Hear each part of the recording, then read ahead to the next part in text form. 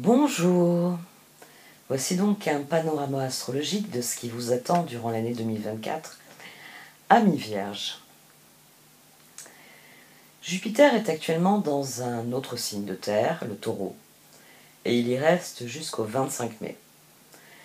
Le Taureau régit les études et les voyages dans votre horoscope. C'est d'ailleurs quelque chose qui m'a beaucoup amusée, puisque je suis ascendant Vierge avec ma Lune et ma Vénus en conjonction en Vierge, et j'ai réalisé en septembre que la grande décision que Jupiter en Taureau m'avait fait prendre, c'est d'apprendre le japonais, de le faire cette fois de manière construite, élaborée, constructive, parce qu'il y avait eu des tentatives dans le passé, mais qui n'avaient jamais duré plus de 2 jours. Et puis là, ça y est, je commence à lire des textes, je commence à me débrouiller niveau vocabulaire, etc. Donc si vous, comme moi, vous avez commencé à étudier quelque chose, c'est sans doute lié à l'arrivée de Jupiter en Taureau. Si vous voyagez loin aussi, vous êtes en phase avec les planètes.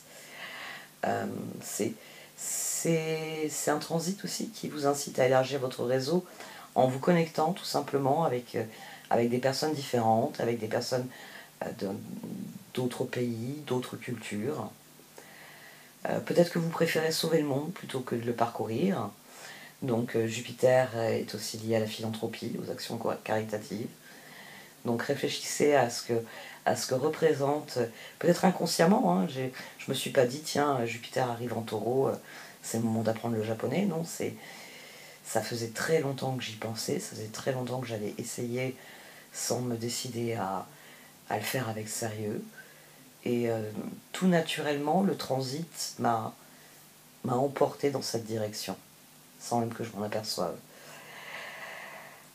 Alors, il y a une autre planète importante dans ce secteur des voyages et des études, c'est Uranus. Uranus y est entré en 2018 et il y reste donc tout au long de 2024. Ça peut créer l'envie de bouger plus que d'habitude. Uranus en Taureau peut donner envie de se mettre en mouvement et de voyager, en l'occurrence. Ou alors de le faire au sens figuré, parce que Uranus, c'est la planète tournée vers l'avenir, liée à la technologie, à l'innovation. D'ailleurs, j'ai lancé ma chaîne en 2018. Là aussi, c'est sans doute lié à Uranus. Alors, donc, si vous souhaitez être à l'avant-garde en matière d'idées, lorsque vous avez Uranus dans votre 9e maison, ça se traduit souvent, oui, par des décisions différentes, par un saut dans la technologie, dans l'avenir. Peut-être que vous avez développé une nouvelle vocation, hein, tout simplement, ces dernières années, ou vous faites des recherches sur les religions, sur les mythologies. Peut-être que vous êtes mis à réfléchir différemment et que ça crée une phase de transition profonde dans votre vie. 2024 sera particulière parce que Jupiter et Uranus feront une conjonction en Taureau le 21 avril. C'est la première fois depuis 2010. Et au sens strict, ce transit peut être défini comme étant radicalement aventureux. Il vous poussera à prendre position pour ce en quoi vous croyez, tout simplement. Quel que soit votre rêve, ce sera le moment idéal pour faire un acte de foi et développer quelque chose de différent. Jupiter et Uranus en Taureau. Votre planète dirigeante, alors Mercure entrera en Taureau le 15 mai et elle y restera jusqu'au 2 juin. Le 31 mai sera une date marquante car Mercure sera en conjonction à son tour avec Uranus. Donc quoi qu'il arrive autour de cette conjonction Mercure-Uranus, c'est en mai que bien des choses peuvent se concrétiser. C'est à ce moment-là qu'il y aura 2 conjonctions chanceuses avec Jupiter, les 18 et 23 mai, et il y a également une nouvelle lune en Taureau, le 8 mai. C'est une date idéale pour vous lancer dans une grande aventure. Alors, les aventures, oui. Sauf que les vierges, elles aiment bien faire des recherches, prendre leur temps, sans jamais se précipiter dans quoi que ce soit. Donc, pour préparer cette aventure, utilisez les trigones formés par les planètes intérieures en Capricorne à Jupiter en Taureau, les 12, 19 et 29 janvier. Ça devrait vous aider à planifier vos plans pour l'année. C'est des dates idéales pour réfléchir à la manière dont vous pouvez transformer vos rêves en réalité. Il peut être intéressant donc de cultiver une compétence, de développer un don ou d'approfondir un passe-temps pendant cette période. Ou si vous souhaitez transmettre ce que vous savez, vous pouvez prendre quelqu'un sous votre aile pour le guider. Donner des... c'est vraiment l'idée de guider quelqu'un plus que de donner des cours ici. Qui plus est, lorsque Jupiter aura quitté le Taureau, la planète de l'action Mars prendra le relais du 9 juin au 20 juillet. C'est à ce moment-là que finalement vous pourrez passer en mode guerrier et mettre à profit ce que vous aurez appris durant le transit de Jupiter en Taureau et faire preuve d'audace en mettant vos plans en pratique, en les mettant en route. Les choses pourraient devenir encore plus intéressantes à partir du 25 mai.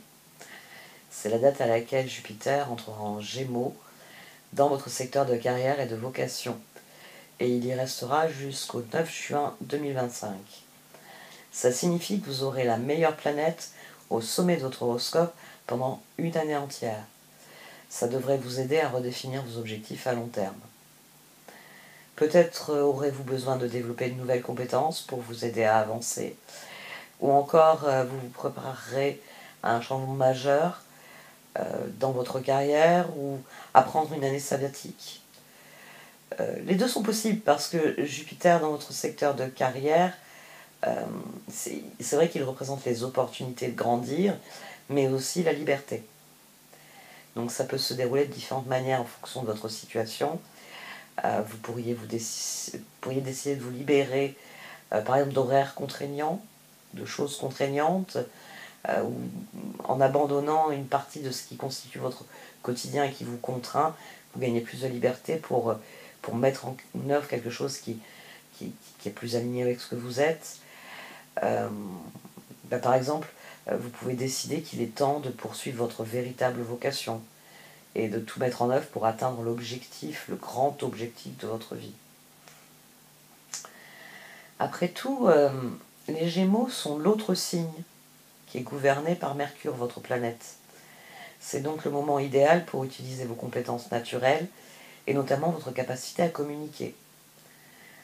Écrivez un livre, rédigez des articles qui s'inscrivent dans votre domaine d'expertise. Surtout que les Gémeaux sont les commerçants du zodiaque. Ils sont hâbleurs, ils sont durs en affaires.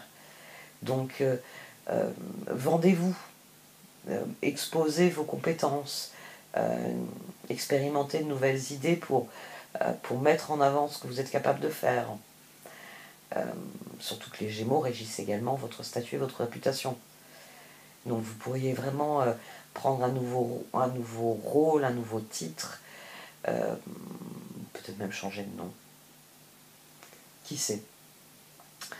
Alors, il y a une autre planète qui aura un impact majeur sur votre travail, c'est Pluton.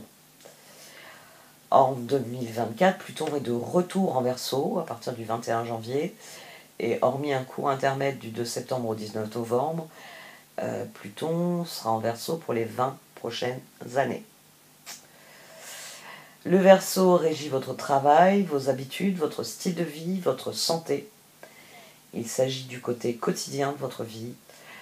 C'est un domaine qui est très important pour vous puisque c'est dans l'absolu le domaine de la Vierge. Donc l'arrivée de Pluton en Verseau pourrait mettre fin à un emploi ou un contrat régulier. Alors aussi dramatique que ça puisse être d'entendre ça, vous allez très vite réaliser que c'est une opportunité de transformer votre vie pour le mieux. D'ailleurs, ce serait même intéressant d'anticiper l'arrivée de Pluton dans votre secteur du travail et de la santé en préparant le terrain pour les changements qui vont être nécessaires, en réévaluant dès maintenant votre style de vie. Février sera un mois clé parce que Pluton sera dominant. Il effectue des conjonctions majeures avec les planètes intérieures les 5, 14 et 17 février. Donc remarquez ce qui se passe autour de ces dates clés. Ça peut être une période de travail intense. Mais quoi qu'il arrive en ce début d'année, ça vous donnera un indice sur ce qui va subir une refonte radicale dans votre vie. Parce que c'est ce rôle-là que joue Pluton, une refonte radicale. C'est exactement ça. Mais ce sera dans le bon sens, puisque l'un des meilleurs aspects planétaires de l'année implique Jupiter en Gémeaux dans votre secteur de carrière et de vocation, d'où il fera un trigone à Pluton en Verseau dans votre secteur de travail et de cycle de vie. Ça se produit le 3 juin, et ce sera le jour où votre planète dirigeante, Mercure, entrera en Gémeaux. Donc, c'est sans doute pour cela que le lendemain, le 4 juin, il y aura une conjonction extrêmement importante pour vous de Mercure avec Jupiter, tout en haut donc de votre horoscope. Et ce sera sans doute l'une des dates les plus chanceuses pour vous durant cette année 2024. Vous pourriez signer un nouveau contrat, investir dans une affaire lucrative, bénéficier d'un bonus que vous n'espériez plus. Alors, jouez bien vos cartes parce que en juin prochain, il pourrait vraiment y avoir un coup de maître. Ensuite, la planète Mars prend le relais. Elle sera en Gémeaux du 20 juillet au 4 septembre. Et la date marquante de ce transit, ce sera le 14 août, date à laquelle se produira une puissante conjonction Mars-Jupiter. Cette combinaison mettra en avant le thème du combattant de la liberté. Sur le plan individuel, vous pourriez accomplir quelque chose d'extrêmement important pour les autres, emporté par l'énergie affirmative de ce transit. Oui, on verra en temps utile. Mais nul doute que vous avez des choses importantes à faire cette année.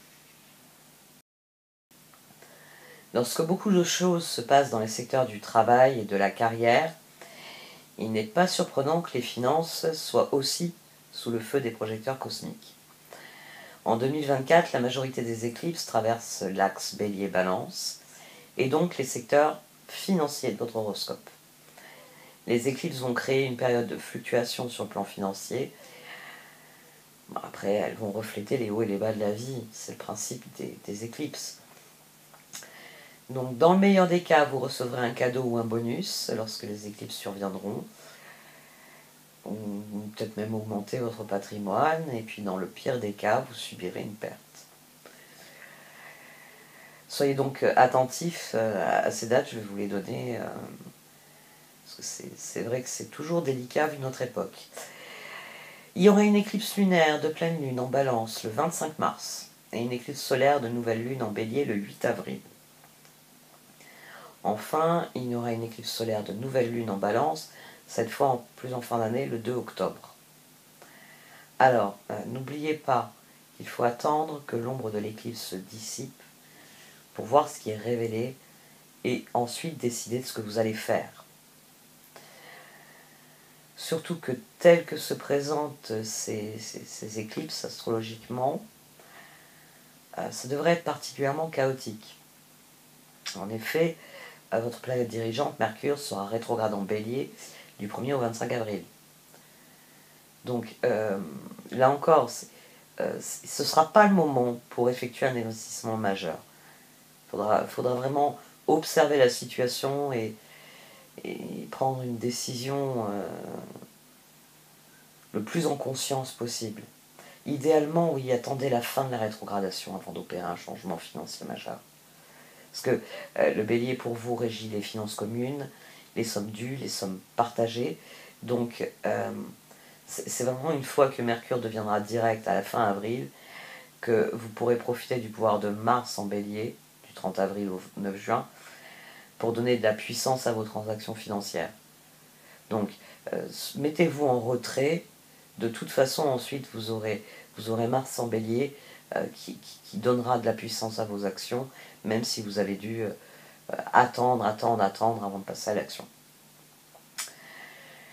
Lorsque les planètes intérieures entreront en balance, donc plus tard, ça ce sera beaucoup plus tard dans l'année, plutôt en fin d'année, on devrait dire, elles sont trigones à Jupiter. Donc les dates clés sont le 15 septembre, le 8 et le 14 octobre. Ce sera à nouveau une période d'éclipse. Mais ces trigones en eux-mêmes sont porteurs de bonne fortune. Donc ça devrait vous permettre d'avancer dans la bonne direction financièrement. Certaines choses fonctionneront pendant la saison des éclipses, d'autres non. Vu que la balance est le signe du partenariat, faites en sorte qu'il y ait les bonnes personnes pour vous épauler. Ça devrait aider. Il s'agit de votre argent, mais de votre argent commun. Donc préparez ces transits. Vous pouvez vous libérer de vos dettes d'ici à la fin de l'année. Et pour ça, il faut travailler de manière proactive en direction de vos objectifs financiers. Il faut vraiment canaliser le comptable qui sommeille en vous et être ouvert aux opportunités de créer de la richesse. Il y a vraiment un thème de renaissance et de renouveau financier. Donc abandonnez les projets qui ne fonctionnent pas financièrement et faites un effort conscient pour cultiver un sentiment d'abondance. Parlons d'un autre domaine clé de votre vie, les relations. En tant que Vierge, votre secteur relationnel se trouve en Poisson. Et en 2024, il y a 2 planètes importantes en Poisson. Saturne a élu domicile en Poisson, il y reste tout au long de 2024.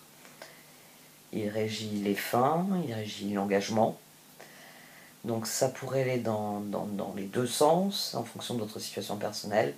Par exemple, une association ou un partenariat peut prendre fin. Ça peut être un ultimatum dans une relation personnelle et vous devez décider de ce que vous allez faire suite à cela.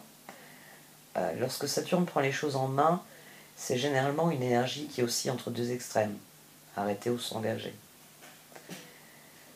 Parfois, il crée aussi un thème de devoir, un thème de responsabilité. Et les poissons sont un signe empathique, lié à l'émotion, la compassion, l'inconscient collectif. Si vous avez tendance à trop donner, Saturne en Poisson pourrait vous pousser à enfin poser des limites fermes dans certains types de relations. Alternativement, Saturne peut être un personnage sage, un aîné, un mentor, et donc vous rencontrez quelqu'un qui vous prend sous son aile, qui favorise votre évolution, votre maturation. L'autre planète qui sera en Poisson, c'est Neptune. Alors lui, il y est depuis 2012 tout de même. Comme toutes les planètes lentes, alors Neptune a ses avantages, a ses inconvénients. Alors l'avantage, c'est que Neptune, dans son propre domaine, en train de nager en Poisson, il exalte la romance, le fait de tomber amoureux. Il aide à trouver le bonheur, à transcender nos relations les plus significatives. Donc c'est un transit qui est bénéfique à l'amour. Mais le gros inconvénient, parce qu'il y a toujours une phase d'ombre dans un transit, c'est que Neptune peut être source de désillusion. C'est-à-dire que vous découvrez que l'amour n'est pas à la hauteur du fantasme, ou vous faites l'expérience d'une tromperie. C'est de la même manière que Saturne, Neptune peut avoir des influences différentes dans ce secteur de votre horoscope. Donc ici c'est à vous de creuser pour découvrir ce que signifie pour vous ces transits. D'un point de vue général, les planètes intérieures vont créer un très beau début d'année pour vous, sur le plan amoureux. Parce que Mercure sera en Poisson du 23 février au 10 mars, et c'est une année bissextile. Il fera un sextile à Jupiter pour le 29 février. Alors ça peut être une date à retenir pour une demande en mariage, pour une cérémonie, pour une occasion particulière en amour, c'est à vous de voir. Vénus est en Poisson du 11 mars au 5 avril. Ça crée un climat idyllique qui culminera avec un très beau sextile qu'elle fait à Jupiter le 24 mars. Et vous avez aussi le 1er mars à 19 avril qui sont des dates prometteuses concernant les questions relationnelles. Le mois clé à noter, ce sera le mois d'août, puisque Vénus sera dans votre signe astrologique du 5 au 29 août. Mais votre planète Mercure sera rétrograde au même moment. Eh oui, du 5 au 28 août. Donc ça pourrait impliquer de revenir vers quelqu'un de votre passé. Ça peut être clôturer un vieux dossier en disant ce qui vous reste sur le cœur. ou peut-être que vous serez impliqué dans une relation amoureuse que vous devez garder secrète, ou tout du moins privée. Surtout que durant cette période, Jupiter en Gémeaux sera carré à Saturne en Poisson dans votre secteur relationnel, le 19 août. Donc ça laisse présager un conflit entre votre cheminement futur et une ou des relations. Ou encore c'est un choc entre votre vie personnelle et votre vie professionnelle. Donc attendez de voir ce qui se passe lorsque Mercure deviendra direct avant de prendre des décisions concernant l'amour. Surtout que ce carré Jupiter-Saturne se répétera le 24 décembre. Donc vous devrez peut-être travailler plus dur que d'habitude pour garder vos relations sur la bonne voie. C'est peut-être la piqûre de rappel à ce moment-là. D'autant qu'il y a une autre planète qui est impliquée. En effet, Pluton ressort du Verseau, et donc de votre secteur amoureux, parce qu'il fait des allers-retours encore en Capricorne. Pluton, heureusement, quitte le Capricorne le 21 janvier. Alors, il y retourne du 2 septembre au 19 novembre. La rétrogradation qu'il va faire une dernière fois en Capricorne peut signifier une redéfinition de ce que l'amour signifie pour vous. Ça peut se jouer de différentes manières. C'est le dernier bye-bye, donc c'est peut-être le moment où il faut monter sur scène et réciter la leçon. Ou peut-être juste lui faire au revoir, coucou, quand il s'éloigne au loin. Peut-être que ce sera... Alors peut-être pour certains d'entre vous, ça peut se traduire par terminer une relation qui était intermittente. Ça faisait des années que cette relation était intermittente, et là vous en finissez définitivement. Ça peut être aussi décider que le moment est venu de tout donner dans une relation, d'une manière ou d'une autre. C'est un tournant, ce départ définitif de Pluton du Capricorne. Finalement, reconnaissez l'importance des autres dans votre vie en 2024. C'est un domaine clé sur lequel vous travaillerez de nouveau avec la prochaine série d'éclipses qui tombera sur l'axe Vierge-Poisson. Et ce sera à partir de septembre 2024 et ça durera jusqu'en février 2027. Alors pour commencer en 2024, il y aura une éclipse lunaire de pleine lune en Poisson le 18 septembre. Ce sera donc une date charnière. C'est pas l'astrologie la plus simple qui va éclairer votre signe astrologique opposé.